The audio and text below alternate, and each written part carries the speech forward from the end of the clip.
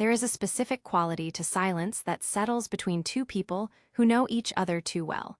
A weightless pressure that fills the room even when no words are spoken. And I felt it the moment I walked into the penthouse that Tuesday evening. It was not the comfortable silence of shared history, the kind where you can sit across from someone reading a book while they work on a laptop and feel entirely connected without needing to bridge the gap with conversation. This was different. This was the silence of a held breath, the kind that precedes a storm or a decision that cannot be undone. I stood in the entryway of Julian's home, dropping my keys into the ceramic bowl on the console table, the sound echoing slightly too loudly in the vast, open space. The city lights of Chicago stretched out beyond the floor-to-ceiling windows, a grid of electric ambition that mirrored the man who owned this view. But my focus was entirely on the figure standing by the wet bar, his back to me, pouring a drink that he likely did not need. I am 43 years old, and I have lived enough life to know that intuition is rarely wrong when it speaks in whispers, but tonight it was shouting. I watched Julian for a moment, observing the rigid line of his shoulders, the way his hand paused over the crystal decanter before he completed the pour. He is a man who built an empire on precision, a billionaire developer who treats human emotion like a variable in a spreadsheet that needs to be balanced or eliminated. And yet here we were, two adults navigating the fragile architecture of a relationship that neither of us expected to survive the winter of our lives. My name is Sierra, and I have spent the better part of 2 decades building a career in project management, specializing in structural integrity, which is perhaps why I noticed the cracks in us before anyone else could. I am not a woman who panics. Panic is for those who do not have a plan, and I have always had a plan. But plans do not account for the heart, and my heart had become inexplicably tied to a man who had publicly stated he did not believe in love. Julian Thorne did not believe in love because he believed it was a liability, a weakness that competitors could exploit, a distraction from the legacy he was building. When we started seeing each other 6 months ago, it was under the guise of convenience and mutual respect, a quiet arrangement that grew into something deeper without either of us signing a contract to authorize the change. I knew the risks. I knew that dating my brother's boss was fraught with potential complications, power dynamics that could shift the ground beneath our feet, but Leo, my brother, had always insisted that Julian was a man of honor, even if he wore it like a heavy coat that he rarely took off. Leo worked for Julian's development firm as a senior site manager, a role he had earned through grit and long hours, not nepotism, and I trusted Leo's judgment almost as much as I trusted my own. But tonight, the air in the penthouse felt contaminated, and I needed to understand why before I allowed myself to react. I walked across the room, my heels sinking slightly into the plush carpet, stopping a few feet away from him. Julian turned, and I saw the mask slide into place, the smooth, impenetrable expression that he wore in boardrooms and press conferences. He offered me the glass, his eyes searching my face for something I was not yet ready to give him. I did not take the drink. Instead, I looked at him, really looked at him, searching for the man I had come to know in the quiet moments when the city was asleep and the phones were silenced. I told him that I had been at the office earlier, not to see him, but to drop off files for Leo, and that was where the silence had begun to take shape. I had seen a document on Julian's desk, a memo marked for immediate execution regarding personnel restructuring in the Midwest Division. My brother's name was on it, listed under a category that suggested termination due to redundancy. I did not scream. I did not throw the glass or demand an explanation with tears in my eyes. I am too old for melodrama, and I have learned that anger often obscures the truth rather than revealing it. I simply placed my bag on the sofa and told Julian that I needed to understand the logic behind the decision, because from where I stood, it looked less like business and more like betrayal. Julian set the glass down on the counter, the clink of crystal against marble sounding like a gavel striking wood. He walked toward me, his movements slow and deliberate, trying to close the physical distance while I maintained the emotional one. He began to speak, his voice low and controlled, telling me that corporate decisions are complex and that I was seeing only a fragment of the whole picture. He told me that I was letting personal involvement cloud my professional assessment of the situation. But I knew Julian. I knew that when he deflected, it was because he was protecting something, and I needed to know if he was protecting the company or protecting himself from me. I told him that I was not asking as an employee's sister, but as the woman who shared his bed and his life, and that distinction mattered. I told him that if he could look me in the eye and tell me that firing Leo was the only option, that there was no other way to protect the company's interests without sacrificing my brother's livelihood, then I would accept it. But I needed the truth, not the sanitized version he gave to shareholders. Julian looked away, just for a second, a flicker of uncertainty crossing his face that vanished as quickly as it appeared. He told me that I was asking him to compromise confidential information, that there were legalities involved that I could not understand. That was the moment the distance between us widened into a chasm. He was hiding something, and in my experience, secrets are rarely kept to protect the innocent. They are kept to protect the guilty. I left the penthouse that night without saying goodbye, driving home through the rain-slicked streets of the city, my mind working through the problem like a structural engineer assessing a compromised beam. I did not cry in the car. I did not call Leo to warn him or to fish for information that might put him in an awkward position. I went home, I made tea, and I sat at my kitchen table with a notepad, writing down everything I knew and everything I suspected. This is how I operate. When emotions run high, I rely on data. I listed the facts. Fact 1, Julian had a memo on his desk regarding Leo's termination. Fact 2, Julian refused to explain the reasoning beyond corporate confidentiality. Fact 3, Leo had mentioned recently that there were rumors of an audit regarding the Riverside project, a massive development that had been plagued by supply chain issues and subcontractor delays. I connected the dots. If there was an audit, and if there were discrepancies, Julian might be looking for a scapegoat. It was a common tactic in high-stakes development. When things go wrong, you cut the limb to save the body. Was Leo the limb? Was I the distraction that kept Julian from making the hard choice until now? The thought settled in my chest like cold water, but I refused to let it freeze me. I decided that I would not confront Julian again until I had evidence, not just of the decision, but of the intent. I needed to know if this was business or if this was personal.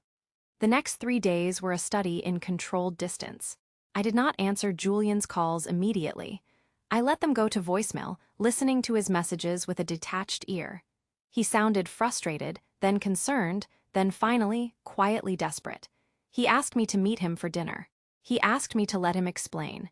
He said that he hated the silence between us. I listened to the words, analyzing the tone, looking for the slip that would tell me what he was really thinking. On the second day, I went to see Leo. I did not tell him what I had seen. I simply asked him how work was going, how the Riverside project was handling the scrutiny of the external auditors. Leo was tired, rubbing the back of his neck as he sat in his kitchen, the same kitchen where we had grown up. He told me that things were tense. He said that Julian had moved him off the site temporarily, assigning him to a desk role at headquarters until the audit was complete. Leo thought it was a demotion. He thought he was being sidelined because they suspected him of negligence. I listened to him, nodding, keeping my face neutral while my mind raced. If Julian had moved Leo off the site, that matched the memo. But why move him to headquarters instead of letting him go? Why keep him on the payroll if he was being terminated for cause? There was a discrepancy in the logic, a gap in the narrative that didn't fit Julian's usual pattern of efficiency. Julian did not keep dead weight. If Leo was a liability, Julian would have cut him loose entirely. The fact that he was still employed, even in a desk role, suggested protection, not punishment. I spent the 4th day digging deeper. I used my own contacts within the industry, calling in favors from former colleagues who worked in compliance and legal sectors. I asked general questions about audit procedures in development firms, about how liability is assigned when subcontractors fail to meet safety standards. I learned that if a site manager is present during a violation, they can be held personally liable, even if they were not the ones who committed the error. It was a legal nuance, a way for corporations to shield themselves from lawsuits by pinning responsibility on individuals. But I also learned that if a manager is removed from the site before the audit findings are finalized and reassigned to a non-field role, their liability is significantly reduced. It was a shield. It was a way to keep the employee safe from legal prosecution while the company handled the fallout. I sat in my office, staring at the notes I had taken, the pieces of the puzzle beginning to align into a picture that looked very different from the one I had seen on Tuesday night. Julian wasn't firing Leo. He was moving him out of the line of fire. The memo I had seen regarding termination might have been about the site role, not the employment itself, or perhaps it was a draft that had been rejected. I needed to see the final document. I needed to know for sure. On the 5th day, I went to Julian's office. I did not make an appointment. I walked past the receptionist who knew me well enough to let me through without calling ahead, telling her that Julian would expect me. I walked down the hallway to his corner office, the glass walls offering a view of the city that always felt like a warning to those who tried to climb too high without a safety net. His assistant tried to stop me, but I kept walking, pushing open the door to find Julian on the phone, his voice sharp and commanding. He saw me and held up a hand, finishing his call with a brevity that suggested he was eager to end it. He hung up and stood, walking around the desk to meet me. He looked exhausted, the lines around his eyes deeper than I had seen them before. I did not sit down. I stood in the center of the room, holding my purse like a shield, and I told him that I was done guessing. I told him that I had spent the last 4 days analyzing the situation, and I had come to a conclusion that contradicted the one I had formed when I walked out of his penthouse. I told him that I believed he was protecting Leo, not punishing him. I told him that I needed him to confirm it, not with corporate speak, but with the honesty he owed me as a partner. Julian stared at me, his expression unreadable, and for a moment I thought I had misread everything. I thought I had let my hope cloud my judgment just as much as my fear had earlier in the week. Then he sighed, a sound that seemed to release the tension he had been carrying for days. He walked back to his desk and opened a drawer, pulling out a folder. He placed it on the surface and told me to look. I walked forward and opened the folder. Inside was the final version of the personnel order. It confirmed Leo's reassignment to a strategic advisory role with an increase in salary and a clause that explicitly waived any personal liability regarding the Riverside project audit. There was also a separate memo, addressed to the legal team, instructing them to shield all site managers from individual lawsuits related to the subcontractor's negligence. I looked up at Julian, my hands resting on the paper, the truth settling over me like a warm blanket after a cold night. He had not only protected Leo, he had absorbed the risk himself. He had taken the heat from the investors and the board to ensure that my brother and the other workers would not be ruined by a mistake they did not make. I looked at him, really looked at him, and I saw the cost of it. I saw the fatigue, the pressure, the weight of a man who fights battles alone because he believes he has to. I asked him why he didn't tell me. I asked him why he let me believe the worst. Julian walked around the desk again, this time stopping just inches from me, close enough that I could smell the scent of his cologne, familiar and grounding. He told me that he was afraid. He told me that he was afraid I would think he was using me to get to Leo, or that I would think he was manipulating the situation to control us both. He said that he has spent his life building walls because people always want something from him, and he was terrified that if he showed me the soft underbelly of his decisions, I would see weakness. He told me that he didn't believe in love because he didn't believe people stayed when things got hard, when the money was at risk, when the reputation was on the line. He told me that he moved Leo because he knew how much Leo meant to me, and he couldn't bear the thought of hurting me, even if it meant hurting his own standing with the board. He said that he chose silence because he thought it was the only way to keep me safe from the mess of his business. I listened to him, and I felt the guarded part of my heart, the part that I had kept locked away since my divorce years ago, begin to crack open. I realized that his silence was not a weapon, it was a shield. He was trying to protect me from the ugliness of his world, just as he was protecting Leo.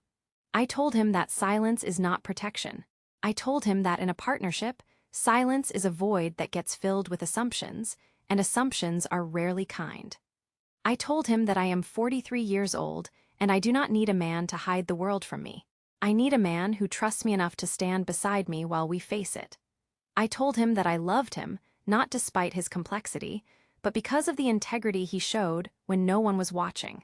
I told him that I loved the way he protected his people, even when it cost him. I told him that if we were going to work, if we were going to be more than a convenience or a secret, he had to let me in. He had to let me share the burden. Julian looked at me, and I saw the change in his eyes. The guardedness melted away, replaced by a vulnerability that was raw and terrifying for a man like him. He reached out and took my hand, his grip firm but gentle. He told me that he was learning.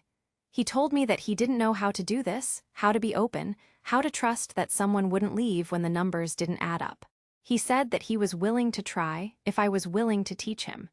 We stood there in the office, the city humming below us, and the silence between us changed again.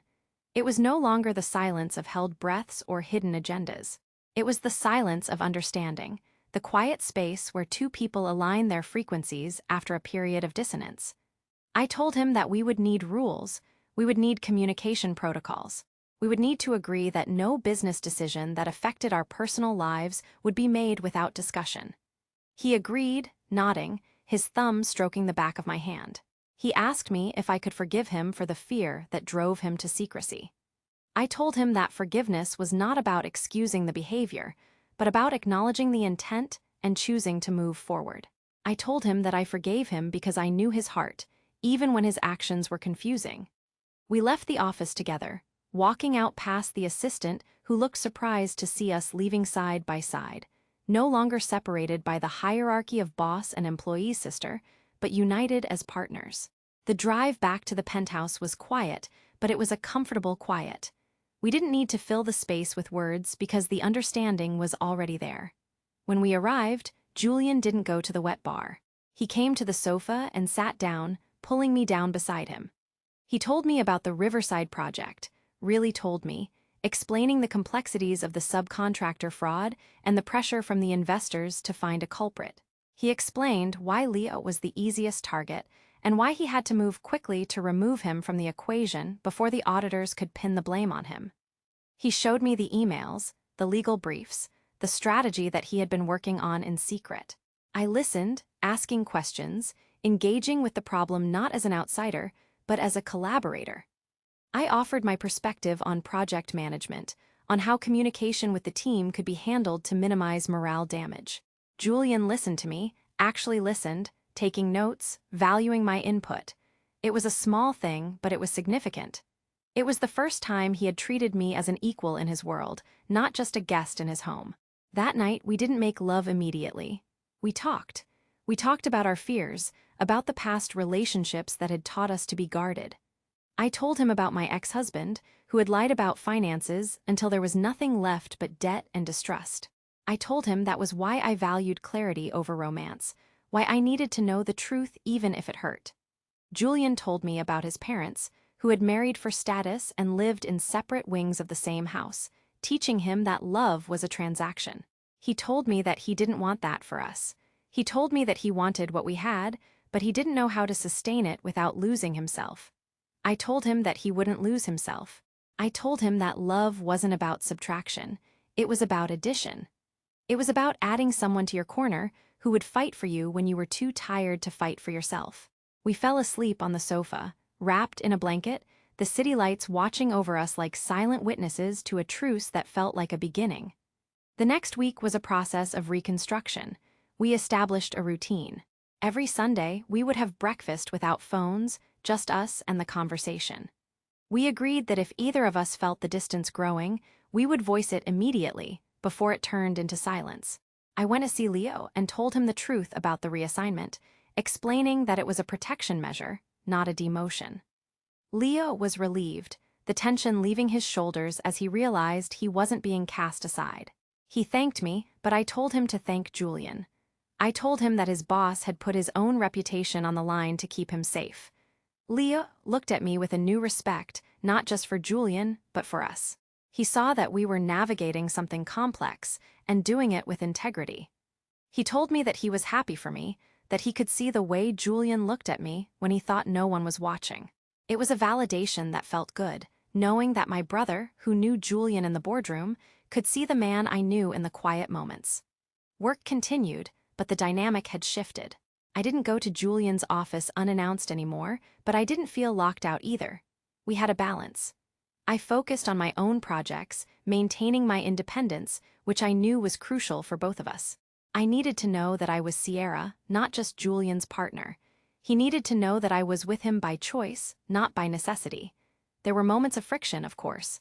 There were days when the stress of the business bled into our personal time, when Julian retreated into his work and I felt the old urge to withdraw. But we had the tools now. We had the agreement. I would tell him that I felt the distance. He would stop, put down the work, and reconnect. It wasn't magic. It was work. It was the deliberate, intelligent work of building a relationship that could withstand the pressure of their lives. One evening, about a month after the incident, we attended a gala for the development firm. It was the kind of event where people wore masks of politeness and smiled for cameras, where relationships were often displayed like accessories. Julian stood by my side, his hand resting on the small of my back, a gesture that was subtle but possessive in a way that felt protective rather than controlling. People approached us, offering congratulations on the success of the Riverside project, which had been resolved without any lawsuits against the site managers. Julian deflected the praise to the team, to Leo, to the workers. He didn't take the credit. I watched him, feeling a surge of pride that had nothing to do with his wealth and everything to do with his character. He had chosen the hard right over the easy wrong, and he had done it for us, for the people he cared about. Later that night, on the dance floor, surrounded by the glitter and the noise, Julian leaned in close to speak to me. He told me that he used to think love was a distraction. He told me that he thought it made you slow, vulnerable, exposed. He said that now he realized it made you stronger. He said that having someone to check your blind spots, someone to tell you the truth when you wanted to hear a lie, was the greatest asset he had ever acquired. I looked up at him, the lights reflecting in his eyes, and I smiled. I told him that I was glad he was learning. I told him that I was glad we chose clarity over anger. I told him that I wasn't going anywhere. We danced through the song, moving in rhythm, no longer stepping on each other's toes. The misunderstanding had been a test, a stress test on the foundation we were building, and we had passed. We hadn't passed because everything was perfect. We had passed because when the crack appeared, we didn't ignore it. We didn't paint over it. We examined it, we understood the load-bearing capacity, and we reinforced it. That is what love is at this age. It is not the feverish excitement of youth, the belief that love conquers all without effort. It is the quiet confidence that comes from knowing that when things break, you have the tools to fix them. It is the knowledge that trust is not given, it is built, brick by brick, conversation by conversation. As the night wound down, we left the gala early, slipping out the back entrance to avoid the press. The air outside was cool, a sharp contrast to the heat of the ballroom. We walked to the car, hand in hand, the silence between us easy and full. I thought about the journey of the last few weeks, from the cold silence of the penthouse to the warmth of this moment. I thought about how easy it would have been to react out of fear, to assume the worst, to burn the bridge before checking if it was actually stable. I was glad I had waited. I was glad I had sought the truth. It reminded me that in life, as in business, the initial data is rarely the whole story. You have to dig deeper. You have to be willing to look at the documents, to ask the hard questions, to face the possibility that you might be wrong. When we got home, Julian poured 2 glasses of wine, not whiskey this time. He handed me one and we sat on the balcony, looking out at the skyline. He asked me what I was thinking. I told him I was thinking about the future. I told him that I wasn't afraid of it anymore. I told him that I knew there would be more challenges, more audits, more moments where the pressure would try to drive us apart. But I knew we could handle it. I knew that we had established a precedent of honesty. Julian took a sip of his wine and nodded. He said that he had never believed he would find this. He said that he thought his life was set, that he was destined to be the lone wolf at the top of the mountain. He said that I had changed the landscape for him. I told him that he had changed it for me too. I told him that I had forgotten what it felt like to be truly partnered, to have someone who respected my mind as much as my heart. We sat there for a long time, watching the city breathe. The lights of the buildings flickered, each one representing a life, a story, a struggle.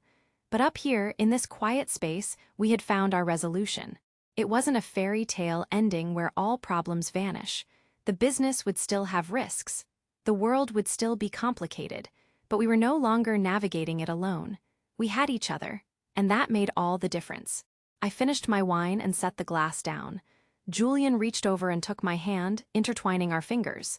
He didn't say anything. He didn't need to. The gesture said everything. It said I am here. It said I am yours. It said we are whole. I thought about the women who might hear this story, women who have been hurt, who have been kept in the dark, who have been told that love is too complicated for them to understand. I wanted them to know that it is not too complicated. It just requires courage. It requires the courage to ask for the truth. It requires the courage to listen to the answer, even if it's not what you expect. It requires the courage to forgive when the intent was good, but the execution was flawed. I wanted them to know that at 43, you are not too old for love. You are not too old for a new beginning. You are not too old to teach a man how to love you better. In fact, you are exactly the right age because you know the value of what you are building. You know the cost of shortcuts. You know that the foundation must be solid. Julian squeezed my hand, pulling me back to the present. He asked if I was cold. I told him no. I told him that I was warm, and I was. I was warm with the knowledge that I had fought for this, not with weapons, but with wisdom. I had chosen clarity over anger. I had chosen truth over assumption, and in doing so, I had saved us. I had saved the relationship from the corrosion of suspicion. I had saved Julian from the isolation of his own making. And I had saved myself from the regret of walking away from something real because I was too afraid to ask for the blueprint. The night deepened around us, the stars hidden behind the city glow, but we didn't need stars to find our way. We had our own light now. We stood up and went inside, leaving the balcony doors open to let the fresh air circulate. We moved through the penthouse with a shared rhythm, turning off lights, locking doors, preparing for sleep. It was a domestic routine, simple and ordinary, but it felt profound. It was the routine of a couple who had weathered a storm and come out stronger on the other side. As I lay in bed, listening to Julian's breathing beside me, I felt a sense of peace that I hadn't felt in years. It was the peace of resolution. It was the peace of knowing that the truth had set us free. I closed my eyes and let the sleep take me, knowing that when I woke up, the sun would rise and we would be here. We would be together. And we would be ready for whatever came next. The story of us was not over. It was just beginning. And this time, we were writing it together. No more secrets. No more silence. Just the honest, imperfect, beautiful work of love. I drifted off with that thought, a smile on my lips, secure in the knowledge that I had found not just a partner, but a teammate. And in the game of life, that is the only hand you really need to hold. The days that followed were a testament to the change we had enacted. Julian began to include me in conversations about the business, not to burden me, but to share the vision. He asked for my opinion on management styles, on how to handle personnel issues with empathy. I offered what I could, drawing from my own experiences, and I saw him implement some of those suggestions. It was a feedback loop of trust. He trusted me with his vulnerabilities, and I trusted him with my insights. Leo noticed the change too. He came to dinner one evening, and the dynamic at the table was different. Julian didn't talk down to him. He asked him about the new role, about his ideas for improving site safety. Leo lit up, feeling valued, feeling seen. I watched them interact, feeling a sense of fulfillment that went beyond romance. I had helped heal a rift in my family, not by taking sides, but by bridging the gap. I had shown Julian that family was not a liability, but an asset. There were still moments of doubt, naturally. Old habits die hard. There were times when Julian would retreat into his shell, and I would feel the old panic rise. But instead of reacting, I would pause. I would remind myself of the folder on the desk. I would remind myself of the truth. I would wait for him to come back, and he always did. He learned to signal when he was overwhelmed, to tell me that he needed an hour to decompress before he could engage. I learned to give him that space without taking it personally. We developed a language of our own, a shorthand of glances and touches that communicated more than words ever could. It was a dance we learned together, step by step, misstep by correction. I thought often about the title people might give us, the brother's boss, the billionaire and the project manager, the cynic and the realist.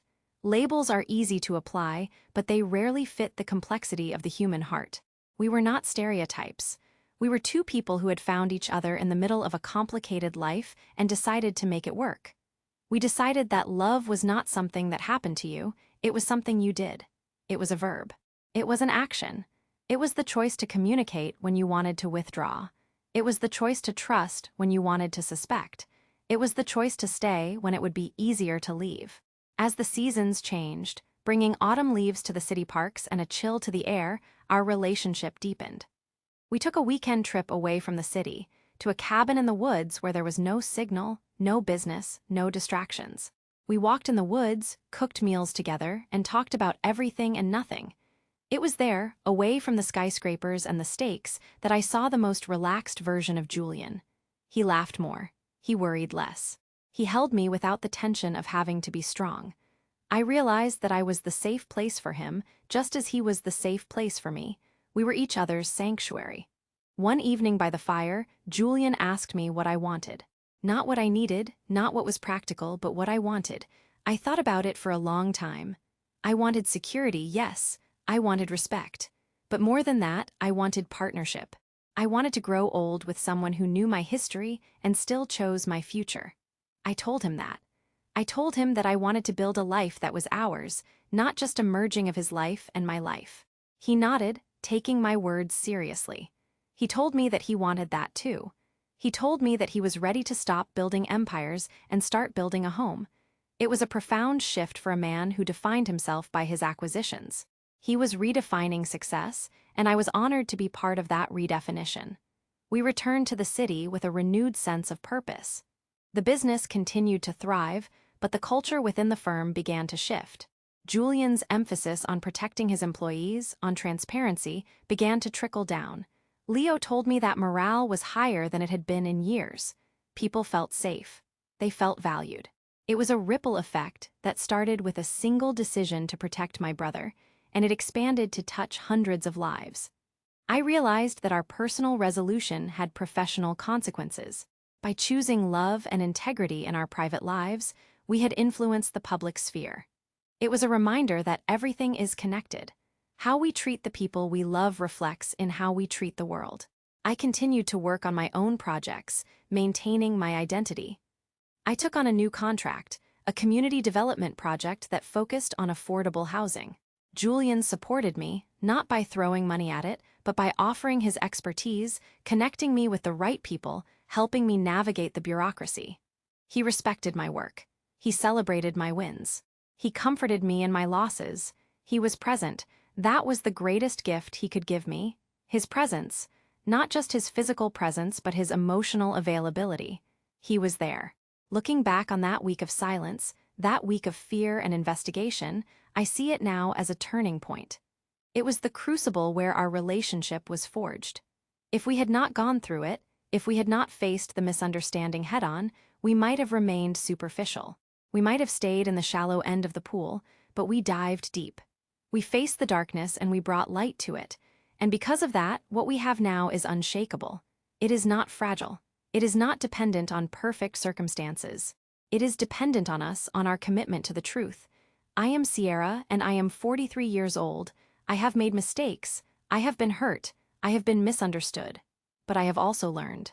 I have learned that love is not about finding a perfect person. It is about seeing an imperfect person perfectly. It is about understanding their fears and loving them anyway. It is about knowing that everyone has a story, and sometimes you have to read between the lines to find the truth. Julian didn't believe in love until he met me, and I didn't believe I could love a man like him until I saw his heart. We changed each other, we healed each other, and we are still healing every day. The story of us is not a fairy tale. It is a real story. It has conflict. It has resolution. It has work. But it has happiness. And that is enough. That is more than enough. As I sit here now, writing this in my mind, listening to the sound of the city outside, I feel grateful. I am grateful for the silence that taught me to listen.